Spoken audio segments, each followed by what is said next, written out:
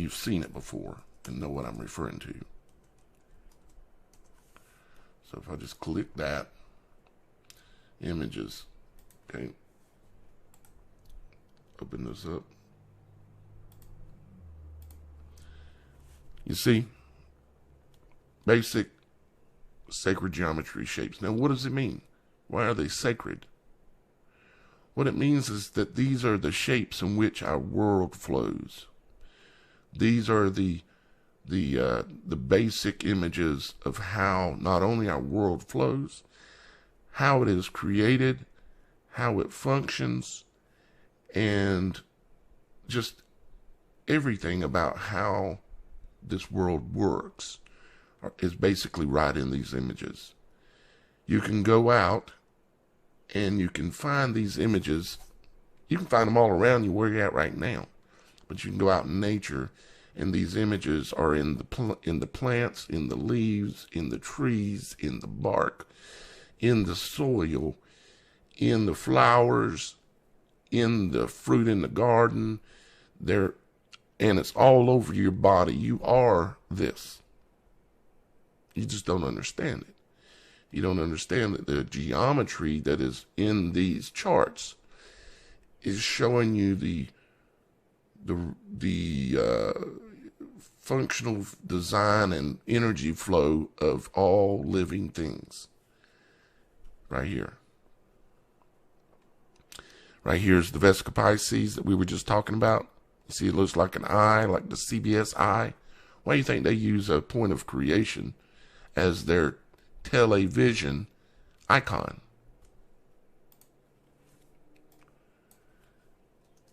TV logo. And you probably want to go back and understand what the word logos means. But TV logos, like this. CBS, there's your Vesica Pisces. It's a point of creation. You see, what are they creating? They're telling a vision. They're creating your mind. They have been. They've been telling you a vision of what they want you to believe the reality of the world is. Meaning, they want you to believe it's WORLD, and I'm telling you it's this. Excuse me. That. And of course, I'm not the first person to ever talk about sacred geometry. I'm just the first person to show you and talk to you about point of creation and what this is. Why this is. What's the purpose of it? You can see that they've got a point of creation, a manifester, just like the eye. But even more importantly is the eyes, the two eyes. You see? Because they work together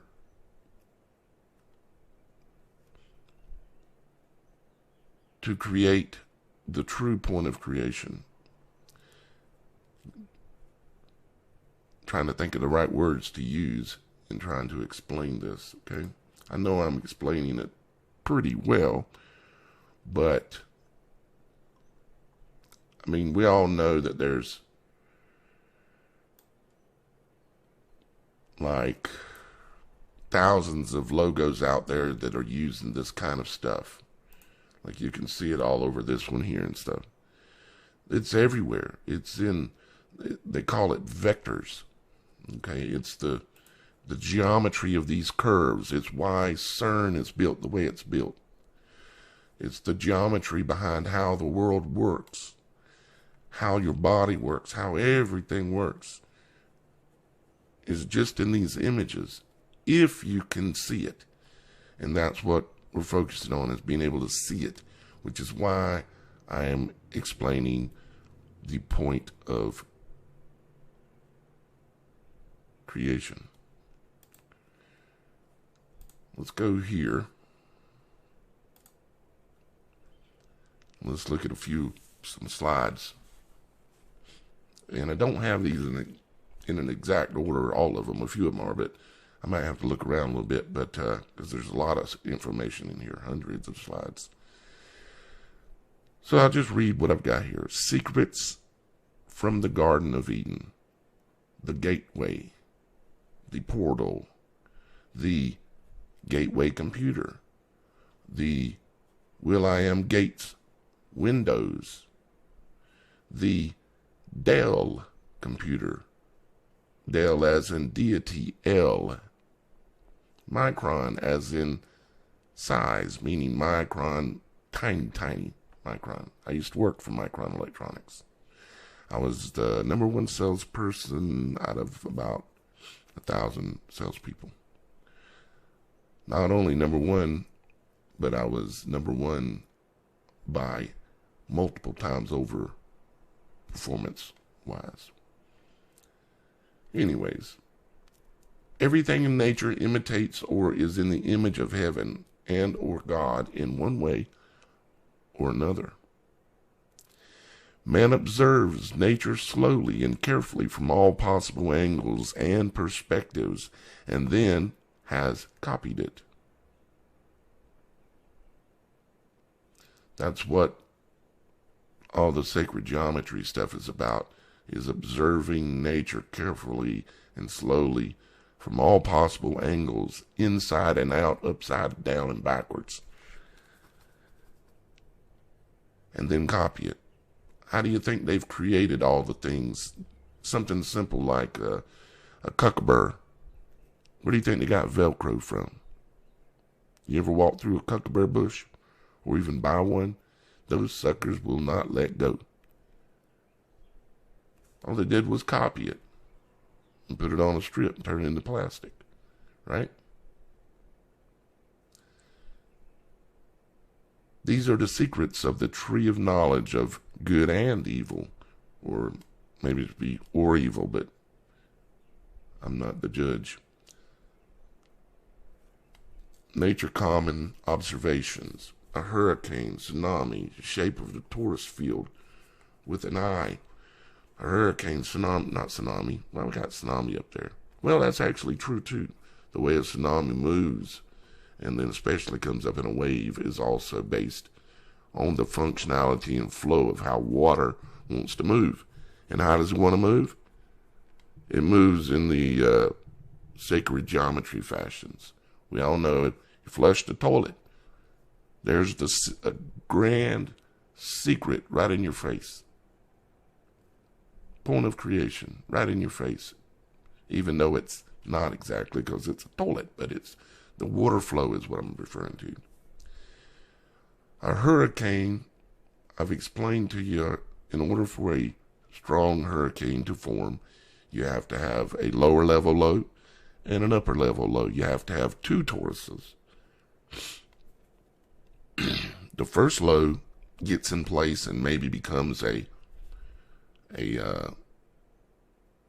category 1, maybe something like that.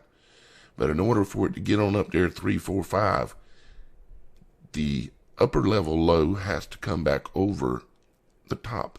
So then you have two toruses.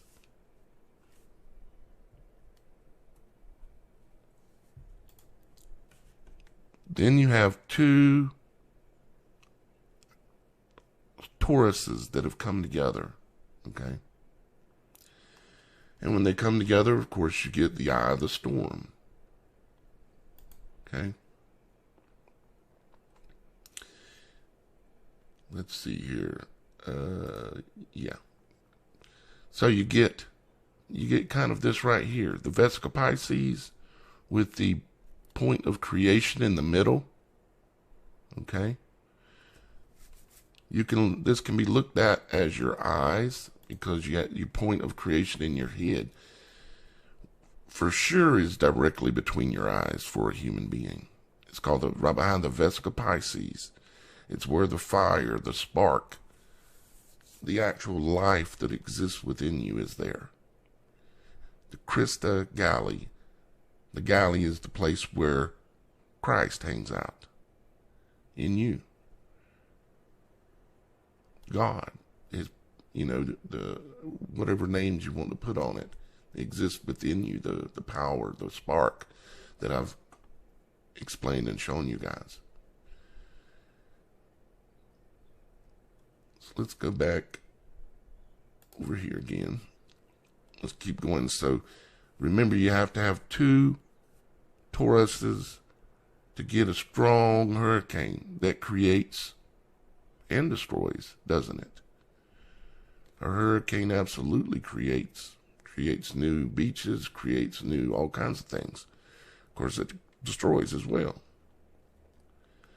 Supercell thunderstorm, especially with tornado formed, because then you have, again, a supercell. A cell? Yeah, a cell. A cell just like the cells you have in your body, because they function the same way. All the cells in your body and the energy flow even within your body especially functions in this manner. But we're focusing on the point of creation.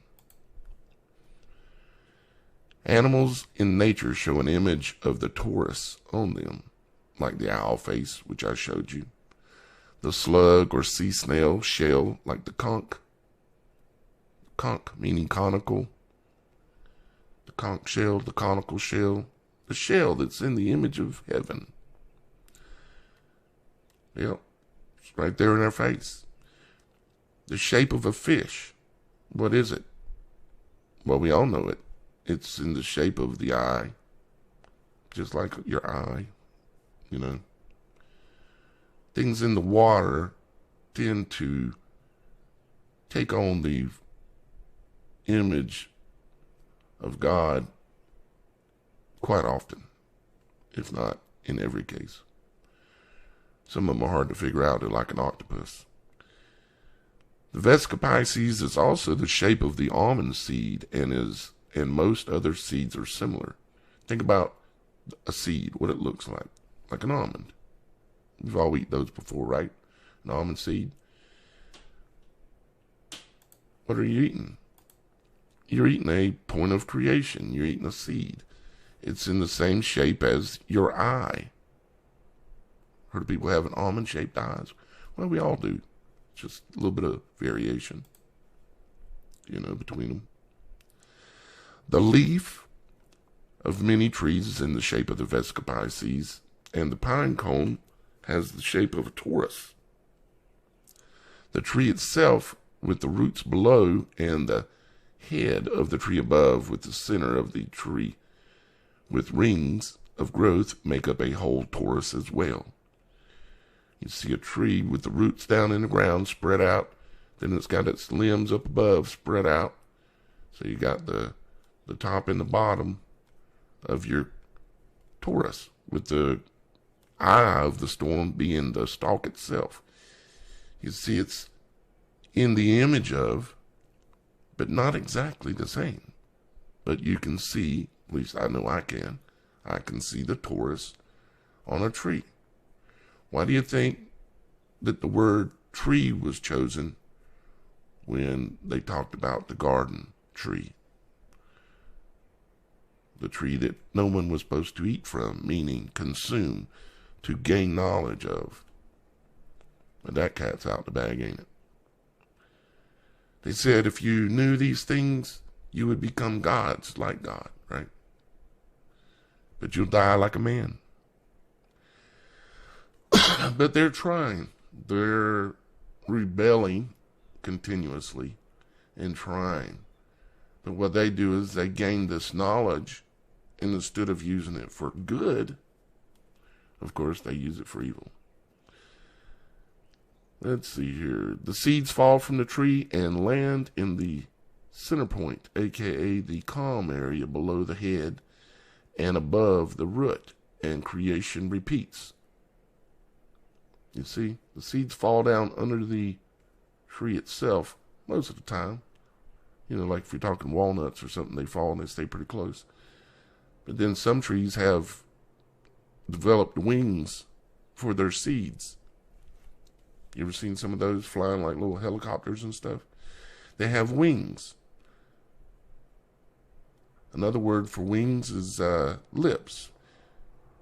But let's stick with the wing term, because if you go back to the point of creation, that Moses built, the tabernacle, which the tabernacle that Moses built is in the image of man. I've done videos on this before, and I've shown you that the Holy of Holies, that part of the building, is the body itself, the human body. The holy place. The Holy of Holies is the place where only Moses could go, basically, right? It's the Holy of Holies. It's the point of creation. It's this kind of thing going on here, okay?